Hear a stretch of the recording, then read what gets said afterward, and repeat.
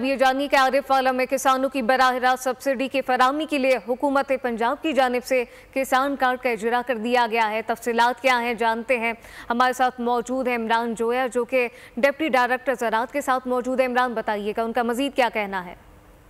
बिल्कुल, हुकूमत पंजाब की तरफ से किसानों के लिए किसान कार्ड का जो बाकायदा अजरा है वो कर दिया गया है।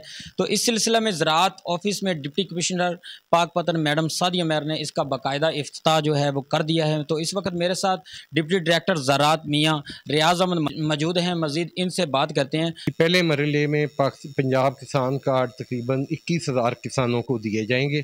उसमें से 19,500 जो किसान है उनकी रजिस्ट्रेशन अब तक मुकम्मल हो चुकी है।